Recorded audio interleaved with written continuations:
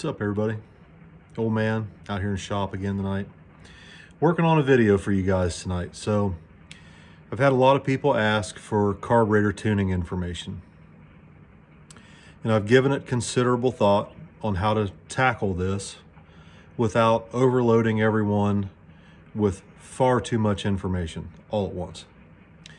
So I think what I'm going to do is break the carburetor down into a few different videos and tackle a different function or a different circuit of the carburetor for each video. So tonight, this first video, I feel like the most difficult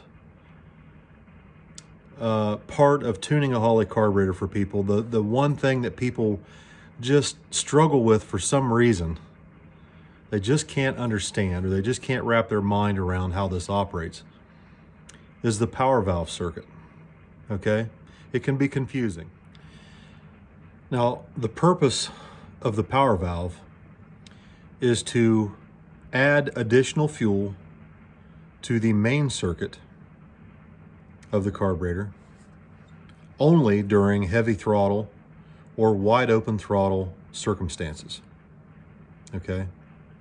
The rest of the time you're driving around part throttle cruise, you're running on a small percentage of the idle circuit and the main jet.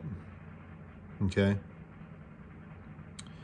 And we'll tackle that stuff in another video. But for tonight, I want to tackle the power valve specifically because the power valve is a very important part of the carburetor that it can be removed and you jet up. People that don't understand the power valve tend to just jet the carburetor up 8 jet sizes, take the power valve out and block it off. And you can do that. Okay, you can do that if you don't understand the power valve and you're struggling. But it really makes the part throttle cruise very ratty. It'll be very rich at part throttle, just trying to cruise around either in the pits or especially going up the road. So it's in my opinion, it's very desirable to keep the power valve if possible. Now, there are specific reasons why a power valve should be removed, and I'll follow up with that at the very end of the video. But for now, let's get started on explaining the power valve circuit and how it operates. So this is essentially a 4150 Holley carburetor. Of course, it's all aftermarket. These are quick fuel bowls, quick fuel metering blocks, Proform / quick fuel main body. The only thing that is actually original Holley parts is the base plate on the bottom. Now you can see this is a E85 carburetor and the base plate screws show some corrosion. It's pretty typical. Generally, I would just go ahead and replace these base plate screws when I take it apart, but a little bit of rust and corrosion really doesn't hurt them too much. Okay, so before we get started, we'll start with addressing some common problems that people have, drivability-wise, with performance Holley 4-barrel carburetors. One of the most common issues, especially on small block Fords and even more especially on a 302 base Ford, is a mid-range stumble. Okay? Now, most people, when they have a carburetor problem, the first thing they think of is we got to jet it. We got to change the jets. And that's not necessarily the case. It's not impossible. You know, it is possible that it needs jetted. But more often than not, a mid-range stumble is a power valve issue. Okay? So We're going to tackle this tonight, a mid-range stumble issue and how to solve that in a Holley carburetor. So the first thing I want to show you guys is how to disassemble the carburetor and get to the power valve. You use a 5/16 nut driver. Remove the 4 bowl screws.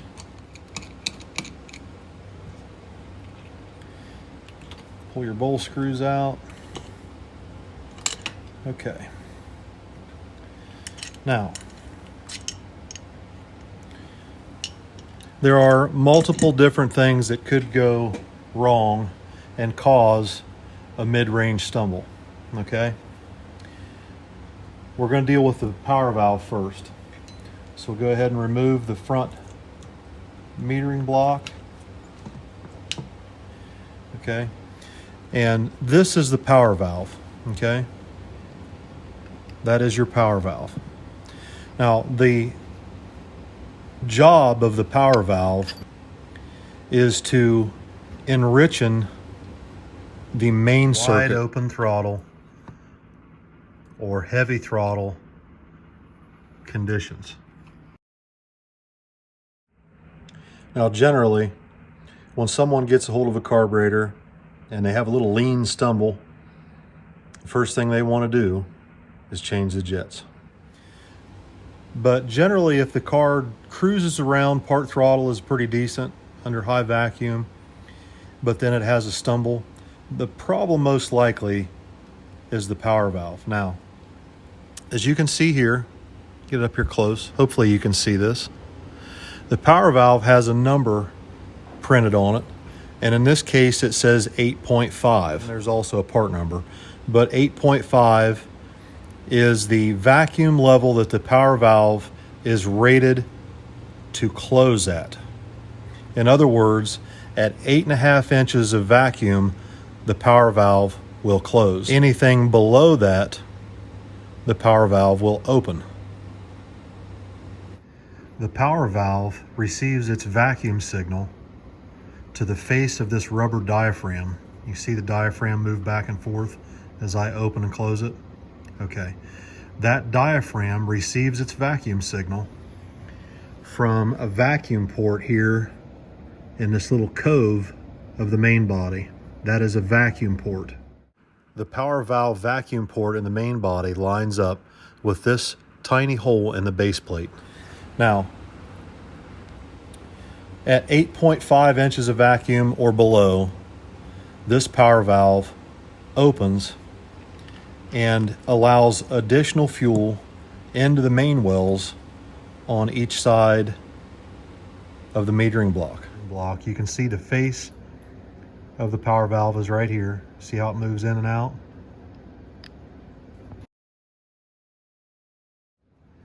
When the power valve is open, you can see that this is like a needle and seat right here. See how it opens and closes? When the face of that power valve sees more than 8.5 inches of vacuum, it sucks the power valve diaphragm in, and that closes the valve. Now, when that valve is open, the fuel enters right here past this needle and seat, flows through the main body, and it comes out this window and that window. It enters into this chamber that surrounds the power valve, and the fuel is pulled out through the power valve channel restrictors right here. And your power valve enrichment in a quick fuel metering block such as this is adjustable by changing out these teeny tiny little jets here that they call power valve channel restrictors. They're basically just another set of jets that you change, only when you change these jets here, your power valve channel restrictors, you are only changing the amount of fuel added to your main circuit, your main well, under full throttle operation. So if you have a part throttle stumble, what you will want to do is take your carburetor apart and see what number is on the power valve. Now, generally in a Holley carburetor, a stock power valve will be a 5.5 to a 6.5. They're mostly 6.5s. I've seen a 5.5, but mostly they're 6.5. So if you change your power valve out from a 5.5 to an 8.5, that means it now takes an additional 3 inches of vacuum to close the power valve, to shut off that additional fuel supply. Okay? So when you open the throttle, when you open those throttle blades, okay, if you have a power valve that's rated at 8.5 inches of vacuum, the power valve is going to open earlier and enrich the main well circuit, okay, at a throttle angle of about, say this throttle angle here, say 30%. Whereas if you had a 6.5 power valve, you may have to open the throttle considerably more to drop the vacuum level below the power valve's rated vacuum level. So by going up in the number, if you up the power valve from a 5.5 or 6.5 up to an 8.5 or a 9.5, what that means is the instant you start to go past, say, 15, 20, 30% throttle, and you go to jam that thing open, the power valve is going to open earlier. It's going to help cover that lean transition or that lean spot that you're having at part throttle. Okay. Now, a lot of times people will go to the track, right, and they make a pass, and they come back and they change the main jets. Say you've got a 72 main jet. Let's just say you're running a gas carburetor, 750 carburetor gas, and it's got a 72 main jet.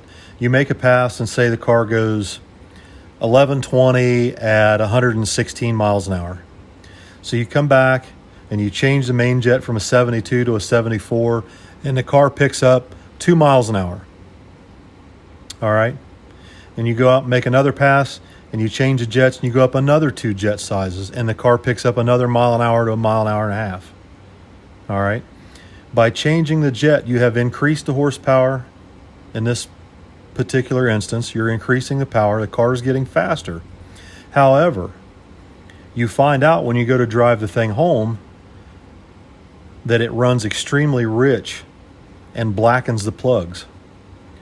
So what you really should have been doing is, if it drove really good around the block and you cruised on the 72 jet and everything was peachy keen, everything was fine, but it made more power and went faster on the big jet, that tells me, and it should tell you, that really what you needed to do is, instead of changing the main jet, is to change your power valve channel restrictor to a larger restrictor orifice and only add the additional fuel under wide open throttle when the power valve should be open. Best of both worlds. You're going to have your best mile an hour and the power that you're looking for, but you're also going to have the cruisability, the drivability, the clean drivability at part throttle without blackening the plugs. Now, I did mention earlier that there are certain scenarios where it is better or required to remove the power valve entirely, plug it off. Holley makes power valve plug off kits, okay, and just jet the main jets up 8 jet sizes or 6 jet sizes. Okay, the reason for that is a lot of times people who are running, I see this a lot in small block Fords, 302s and 351 Windsors. I see it a lot. For whatever reason, people seem to undercarburate those engines a lot. And I'll see somebody with say a 302 Ford, and it's got a 500 CFM carburetor or even a 650 CFM carburetor. What can happen is that the carburetor is so small that under wide open throttle, high RPM operation, the carburetor is so small and so restrictive that even under wide open throttle, you start to build vacuum in the intake manifold below the carburetor. When that happens, okay, if you reach a certain vacuum level, if you've got a power valve that's, say, a 3.5 power valve, a 3.5 power valve, if you've got a 3.5 or maybe a 4.5 power valve in the metering block, and the carburetor's too small for the cubic inch and the camshaft and the cylinder heads and the RPM that you're trying to turn it, even at wide open throttle, it'll start to build vacuum. And if the vacuum gets above what the power valve is rated for, it'll close the power valve and lean the engine out. I've seen it happen. Generally, it's on small block Fords or something that Fords are a little bit different. A Ford engine, they're a little bit finicky. They don't like a lot of timing. They're very efficient cylinder heads. They don't need a lot of timing. They don't like a lot of timing, and they tend to build a lot of booster signal, especially in a single plane intake manifold application on a small block Ford. And for whatever reason, a lot of these guys undercarburate the little Fords. There's no reason why a 750 carburetor won't work perfectly fine on a 302 Ford. But for whatever reason, I see a lot of people putting 500 or 600 or 650 carburetor on those little engines. And they do fine below 5,000 RPM, but once you hit about 4,500 to 5,000, a little 302 Ford, if it's got a halfway decent cylinder head on it, it'll need bigger carburetor. Just the way it is, guys. I'm not going to argue with anybody, but I've seen it too many times where they've had to remove the power valve entirely because the damn thing will pull enough vacuum at wide open throttle to close the power valve back up. So just some things to think about, guys. That's going to do it for tonight. If you have any questions or comments, feel free to leave them in there. Once again, I'm not saying I'm right. I'm not saying I'm wrong. I'm not saying the way I do it's the way you should do it. And I'm not saying I'm any better than anybody else. I'm just trying to teach you guys a little something that I've learned through trial and error. More error than you can imagine.